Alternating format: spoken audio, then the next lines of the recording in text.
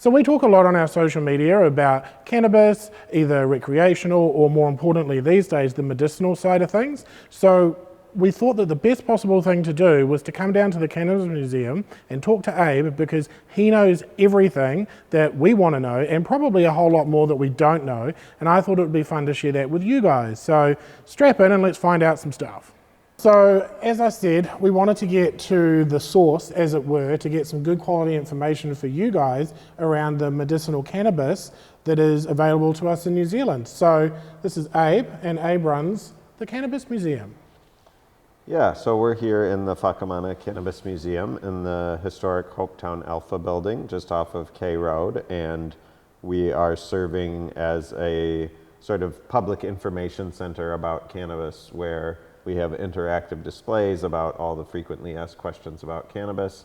The most pertinent one at the moment being, how do I get a prescription and what does that allow me to do?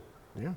And so you guys would have known, since I've been through this publicly on our socials anyway, is that I went to the cannabis clinic a couple of years ago now, and I got prescribed, it showed up at my door, and happy days. So what is the process for someone who right now is sitting and thinking, okay, this is something that I want, where do I even start? Basically, you have a doctor's consultation. This can be with your own GP. Some GPs are still stigmatized about it in that old way of thinking. So there are specialist clinics that have opened up as well. The clinic that we run is kind of the most user-friendly because it's run by patients for patients. So essentially, you have a $50, 15-minute video call with the doctor, and you've filled out a screening form ahead of time, checking for the main harms and risk factors of cannabis abuse. And if you don't have any of those, and the doctor, deems you suitable, which he will if you don't have those, then you've got your prescription. And once you have that, you can purchase up to a set maximum amount every month. And with our system, you can pick any strain you want anytime up until you reach that maximum limit. So it's quite, it's very similar to how cannabis has always been sold, but with a legal piece of paper this time. Yeah. And I think one of the important things on that note is that your team here has the experience to say, okay, we have a wide range of things available to somebody in my position, but you've also got the knowledge and understanding of cannabis itself to say, okay, well, if I come to you and I say I'm having trouble sleeping and I'm suffering from anxiety spirals, then you'll be able to sit there and say, okay, well, this particular strain might not work for you, but I'm pretty confident this one will.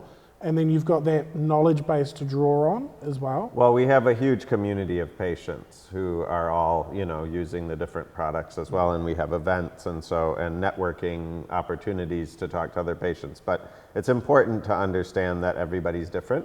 And that's why with our system, we allow the patient to choose what type they're dispensing. You're not locked into a certain type of prescription of one single item with, X number of repeats.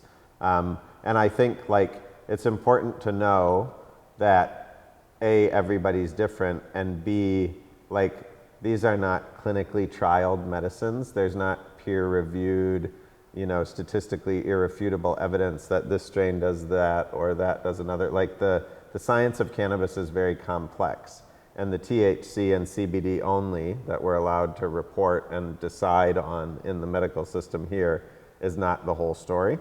So there's extra stuff going on which we're not really allowed to account for, and we don't even understand really yet today.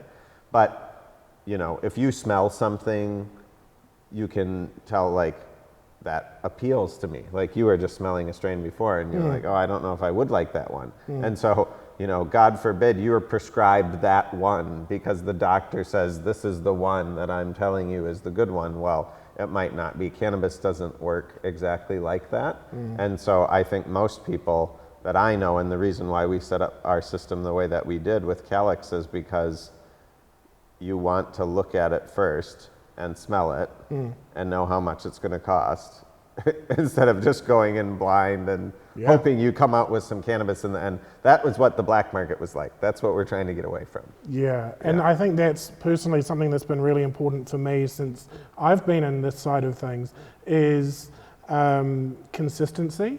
Like the consistency across Yeah. the last 2 years for me with what I get has been amazing. Yeah. Like it's the same thing every time, Yeah. and it's clean and it's nice and it's good It's quality. weighed, it's trimmed, it's dry. Yeah. You don't have to sit for 2 hours in the car waiting for the fucking bro to text you back or show up. Yeah. Yeah. Well, and that's the other thing, because I think not only coming here to collect is, if you come here to collect and you're here, like you're very open to questions kind of a guy.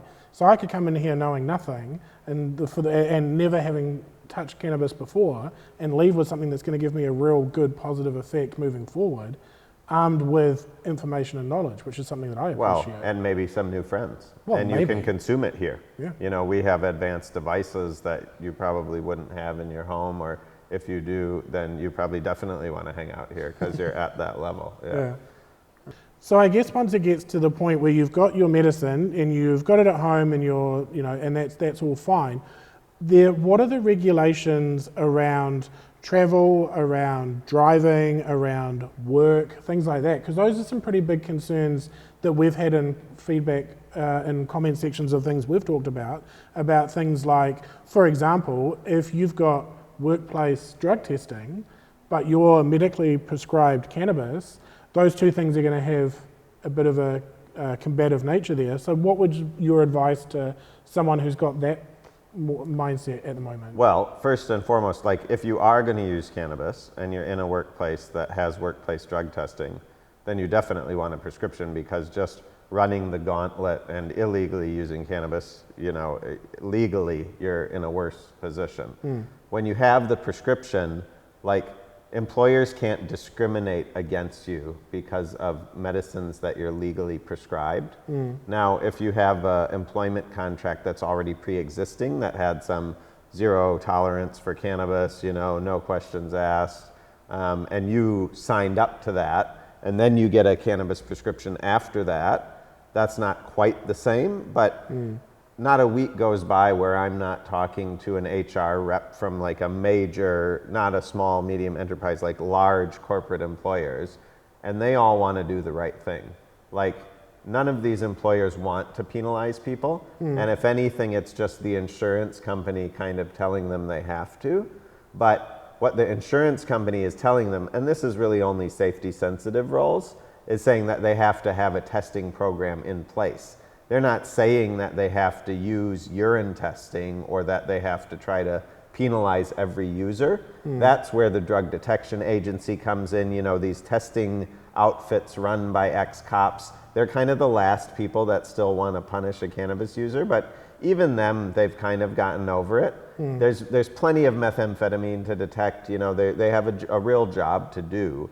So most of them have moved to like oral swab testing, which really just shows if you've used it in the last 8 hours, right before you came to work, as opposed to urine testing, which would show up for like 30 days, which is what they used to do to everyone. So you thought, oh, I'm going to work, I'm going to have to quit cannabis to have a job. Like, that's what it used to be like. Most places have moved to that oral swab testing if they're going to do it at all. And if you have a prescription, you have a defense. And so, if you have a prescription and you get tested, you don't have to disclose it, but when the test is coming and even if you say you think you're going to fail, you might not necessarily want to like bring that up until you do fail. But then when you do, if you bring that up, that you have that then starts a different conversation. And so if, the employer does really want to do the right thing and accept your human rights and, likes you as an employee, and they're not just trying to come single you out and punish you, then they will want to solve it. And they will say, what can we do? Usually they're ringing me and saying, how do we approach this? There's other experts that we put them on to at the universities. But the first thing would be to move to oral swab testing. And, sometimes the employer will say, oh, it's the insurance company that's telling us we have to do it. But really, the insurance company is saying they have to do something. And then when they contract the drug detection agency is saying, well, this is how we always do it. And all that someone needs to say is, well, can we just do it a different way? Or like, let's change it up like this. And that's what's happening in a lot of employers now. So most places will be very accepting of it. And if they're not, they just need to be educated a little. And, you know, yeah, no one necessarily wants to be the person who has to go through that. And, you know, some employers will, you know, put you on leave with pay. Other ones will be like, oh, you can't work until we figure this out, you know, so it's going to be a spectrum. But if we don't do that as the users, we have to go through this as a society to get them to the next stage where they just accept it. So if you had a patient come to you and say, I've got drug testing coming up, I'm having my cannabis that I'm prescribed, what is the conversation that they should be having with the direct like supervisor or whoever it is when it comes to talking about the results of that test? Yeah, I would say first and all, wait until it's a fail, and then when they bring it up, you know, because if it somehow is miraculously not a fail, you don't want to have started that conversation if they're not ready for it. You know what I mean? But when it comes to the time of having that conversation, then it's like, well, yeah, I'm prescribed for it. I use it at night, you know, outside of work hours. It's not impairing me any of the time when I'm, you know, doing my work. And we can get the doctor to write a letter. That's what we usually do in the first instance. And there's a great PDF available online from the Drug Foundation about sort of like a summary of employment law and medical cannabis prescriptions. So most employers, if you show them that PDF from the Drug Foundation that explains it from, you know, expensive lawyers, that it is okay, and a letter from the doctor saying, I'm a real doctor, I did prescribe this, this is, you know, usually that's enough to get them to back off. And at that point, they start thinking, uh-oh, maybe I could be exposing myself to legal liability if I don't accommodate this. Yeah. But I guess we're in a position at the moment where there's no magic bullet to say, hey, this is okay, and it really is going to be down to what your direct supervisor takes away from what information we currently have. There is an element of variability, but like I said, not a week goes by when I'm not dealing with some major corporate HR manager, and over 75% of the time they are like, how do we fix this? And I guess this is as opposed to, you know, you can't do this, or we're gonna, you know, it's as like, I've been an activist for 25 years, and the level of sort of adversarialness in, you know, coming from official sources towards what we're doing is the lowest, beyond my wildest imagination. And I think that's an important thing to note, because I think the mass attitudes around cannabis in general, let alone medicinal cannabis, has come a really, really long way in the last 10, 15 years. Well, and this is a huge part of it, because if every user gets a prescription, which they are eligible to, then every user is a legal user. And if every user is a legal user, then cannabis has been legalized. And like, if you can carry it in the open and you can talk about it, I mean, we all know a huge section of New Zealand society is cannabis users, but the reputational risk was so high that they never revealed that. But if every cannabis user had revealed that and was open about it, then society's attitude would change very quickly, because it's your mother, your brother, your sister, et cetera. So if we can de-risk it for them so that they can, and signal to them that it is safe to be open about it, because you can carry it, you know, you can fly with it, you know, you can take it into music festivals, you can disclose it to your employer. If you get pulled over, you hear a siren, you don't need to have a panic attack, you know. They still get me sometimes. Then it becomes normalized. So this is a part of it. Yeah, there's a couple of points there that you said around like driving and around festivals and international travel. So, I mean, let's go through all three of those. So driving, what's the legalities around driving? So like, you know, previously if you got pulled over and you're like, oh shit, we have weed in the car, and it's like everybody's picking it, that's no longer a thing. If it's in the prescription container with the label with your name on it, it's good. You can carry it. You can carry it anywhere. Public transport, anywhere where there's a checkpoint, you're good to go. You know, through the airport security, you put it right on the security tray. Now, you can't be impaired when you're driving on anything. You know, that's like drunk driving. So just having cannabis is no longer going to get you in trouble. Now, there is a new regime coming in for trying to treat, you know, cannabis impairment and driving a bit more like drunk driving. And a lot of people are very sort of worried about that because it's like bringing in the roadside testing aspect for cannabis, which we previously never had. But let's not forget that what we used to previously had was even carrying cannabis, let alone having any of it in your system, was, major penalty right away, no matter what. What they're doing now is it's like a breath device. So it's not like some catch-all urine test. It's like an actual, and these devices are a little bit unknown, but they're used overseas, and it's like a 6 to 8 hour detection window of like an oral swab or a breath thing. There's a few different devices, and that's what they're looking for. And then if you fail that within a certain threshold, then it's like demerits and a fine. But if you have a prescription, you enter the details online, and the demerits and fine are waived. Oh, nice. So it's really not as draconian as it sounds, and then they're going to have to enforce it as well. But the important thing to note is that if you have the prescription, you have a defense. And so some places, like our competitors, some of them, to cover their butts, what they put on the prescription is do not drive for 8 hours. So the thing with a prescription is you have to take it as directed. So if it says on the prescription, do not drive within 8 hours, and you drive in 6 hours, but you're not impaired, then you can still be done. Oh, interesting. But if your prescriptions say, like ours do not drive if you're impaired, then there's not some blanket stand down period. Yeah, it's that's just not you whether or covering not your you're ass, impaired. that's you actually helping people. Yes. Yeah. So that's the difference. And I guess, they have to, with this, currently there is drug driving legislation already. Like they can accuse you, and they can do an impairment test, touch your nose, look at your pupils, and if they think you're impaired, they can take you back to the station for a blood test, and you'll get done and disqualified from driving. That's existed for years. What this new thing is like a breathalyzer device, and there's levels, and it's at the lower levels you're not getting punished severely. Yeah. And then I guess that leads into the next question, which was international travel. So domestic travel. So if we're jumping on a plane from Auckland to Christchurch, and you've got your prescribed cannabis with you, how does that work? You can just put it on the security tray. You can put it in your checked luggage, your carry-on, anywhere. It's fine. Like it's just like carrying any other bottle of pills.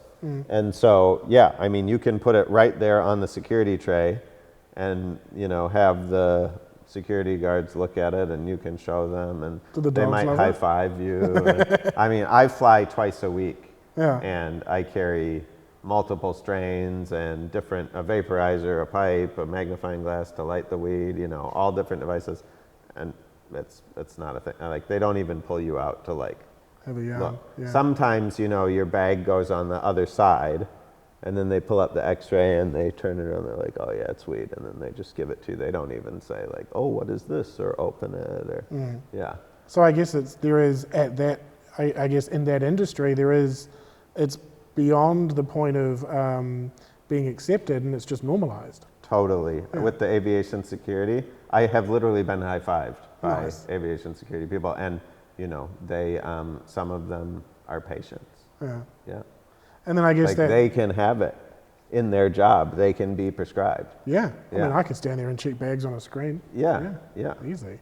So I guess but it no longer makes you like immediately untrustworthy just because you get involved with cannabis. That's what the justification used to be. Not that, you used it 30 days ago, therefore you're not fit to work. It's like you used it ever, or are around people that use it, therefore you must be untrustworthy and criminal. Yeah, we're over that. Yeah, nice. And then on the aviation, how about international travel?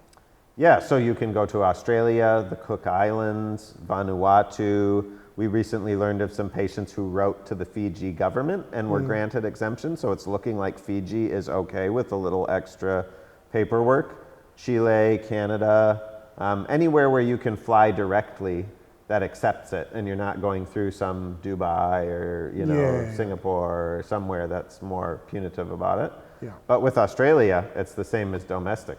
You just take the container, show it to them, you show the customs guy, they might want to smell it, high five you, it's totally routine. Back and forth both directions. With Cook Islands, you need a letter from the doctor. Some places you need a little extra letter. So I guess what would then be the process? Like if you're like me and you decide that you want to, 6 days, 7 nights on a sandy beach, but you want to take your cannabis with you, how does that look? Who do you talk to? What do you send them? And how do you get it? So if you're going to Cook Islands specifically or Vanuatu or something, again, just the container label with your name on it, and then just let us know if you're a patient with us or whatever clinic you're with. Let them know, a few days ahead of time so that a doctor can actually be working and write you the letter. And then that's just sent to you in your email and you show it to the customs when you arrive and they wave you through. And I guess that's assuming that you've done your research that the destination that you're flying direct to is going to be happy with you when you get there. Yeah, definitely do that. And like I said, Cook Island's okay with the letter. Vanuatu, we've sent people to with the letter. That's worked multiple times. Fiji, we've heard about multiple people doing it, but not only do they have to have the letter, they have to actually write to the ministry ahead of time and request an exemption. So you might want to leave a couple weeks for that one. And then, other jurisdictions, Chile, we know, also with the letter. These are all places that sound great to visit. Well, yeah, especially if you can bring your cannabis with you. Yeah. Because the only drawback to visiting any of those places would be trying to find some once you get there. That's exactly what I was thinking. It really changes the game for travel, though, because even Aussie, like and even that black market runaround, like waiting in the car for 20 minutes, or like all this weird, sketchy situations that you put yourself in that you would never otherwise be willing to, and you're over here, you're a legal user. And then you're like, oh, I'm going to travel. Then you all of a sudden have to regress to this prohibition state. It's like, it's not fair. It's time consuming. Like we're busy. Yeah. Yeah, no, you're absolutely right. And I've been through that emotional roller coaster as well. Yeah, and I'm so glad to be on the part of it that I'm on now. Not doing that again. Yeah. It's like, just because it's legal doesn't mean people aren't going to sort of judge you. Oh, 100%. But that's a them problem, not a you problem. I remember having conversations with people because we did a big podcast about it when the referendum was on, and I remember talking to a lot of people around that time because this is what 4 or 5 years ago now. Yeah, it's quite a while 5 years ago. Yeah, and I've come a long way with it, and with where I'm at with it. But I remember talking to a close friend of mine about it, who's well-to-do family man, nice guy. And I said to him, no, I'm pro because I want to see this become accessible and basically get to where we are now, which is amazing. Yeah. But then his attitude was, I don't want to discredit him by saying the wrong thing, but I think it was something to the effect of, well, if it becomes legalized, then it'll be everywhere. And it's like, but the volume of people of using it isn't actually changing really at all. No. And with the medical, every user is a medical user. It's like the way the law is written, it's not that you have to be acutely sick or like dying or have tried everything else. It's just you have to be getting a therapeutic benefit from it. Like they're saying it shouldn't be recreational. Recreation is a therapeutic activity. Getting stoned, like thinking about things, relaxing, those are all therapeutic, So every user is eligible except for a small, fraction of less than 1% who are horrible abusers. And it's like it's like the tip, it's like the tip of the iceberg is only visible because that's who ends up in the courts and the police and in the hospital and shows the news. It's like this pathologized lens of looking at cannabis was all, only these people that came to the attention of authorities, and everybody else using it was totally quiet about it and totally unseen. But all of those people are actually like therapeutic users, and that's the actual cannabis users, community. Cannabis industry is like just normal society. Do you know roughly, this is just from my own curiosity, do you know roughly what the population of, say, weekly cannabis users are in New Zealand statistically? 500,000. So what's that percentage-wise? That's Oh, 12? like 20%. 20, Yeah. oh, okay, right. Yeah. I mean, well, 20% of New Zealand would be 1 million, but it's like, you know, of like adult people of age, you know, basically. Yeah. Yeah. I would have thought it was higher than that. Maybe it's just the people I hang out with. Well, weekly, you know, like if you move to monthly or something, then you know, or like at parties, then you're getting up to 50% probably. Yeah, that's a good call. When it comes to wanting to know where to go to get this whole process started, we were saying that, so GPs aren't necessarily going to do it, which is why clinics like yours exist. Is it worth just coming straight here? If your GP is pro, then it's hard for them to give you the same kind of access that we would give because that takes a lot behind the scenes with the pharmacist, the doctor, all having spoken ahead of time, having it documented correctly and agreeing to give patients the choice of whatever strain they want every time up to a maximum limit. So even if your GP was super cool, he probably wouldn't be able to give you the convenience of access that you can get through our system. But if he is interested, we have some GPs that we have trained to use our system, so in their own practice they can issue a Calyx script, because ultimately that's the type of script that all GPs, you know, or any clinic should be issuing, and we only had to start our own clinic to show them how to do it. Like we don't necessarily need to be issuing the scripts, nor do we want to, if we could actually rely on everybody doing it the right way so that we could have a user, you know, a user-friendly system. But yeah, I mean, we need people to talk to the GPs though, to get to that point. Somebody's got to talk to them, and their patients that they know, like GPs who don't want to prescribe it. If you do go to a specialist clinic and get the prescription and then come back to them, and then they see that one of their colleagues actually was willing to, and that you've been using it, and they can see how much you've dispensed, you know, on the prescription database and stuff, and then they are actually like, oh, okay. So there's a lot of GPs that are like, oh, I don't want to be the first to prescribe it to you, but I'll roll it over, you know, after you get it, because they just feel like when you go through those gate-kept roles, like they were drilled into them more than anyone how much of a reputational risk it would be.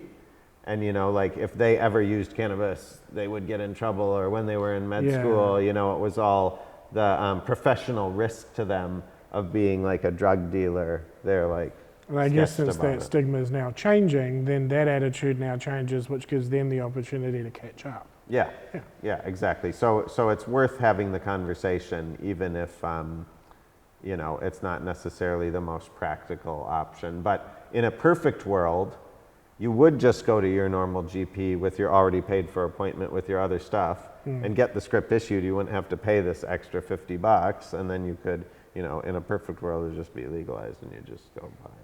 But I think it is important to note that it is currently mid-2025, and this whole world is changing and evolving quite quickly. So what I would say is, if you want to jump in the comment section and ask questions that are important to you, what we can do is we can do a follow-up on this in the next maybe 2 months or something like that, whenever it is, because I have no doubt that a lot's going to change, and there is more change coming, and we just want to keep you guys informed. what was your other question though?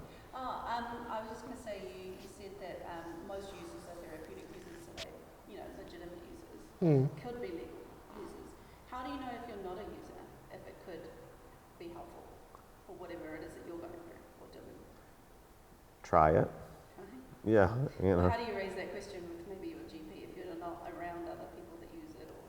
Yeah, I mean, if you're not around other people that use it, like for us, like we do get some naive users finding our clinic and like registering, but we have a way to sort of catch them, because we ask if you know, how much experience you have with using cannabis. And for most of, like, if you haven't used cannabis more than 5 times in your lifetime, we'd prefer that you found a way to do that before you come to us, because like it's important to know if you're gonna, you know, how you react to it, basically, and like for us to take responsibility of your journey, then we need to know that you don't have any of these harms and risk factors. You know, like if, yeah, basically in that case, you should talk to your normal GP. But if your GP's a dick about it, then it's a bit difficult, you know. So find someone you trust with the medicinal.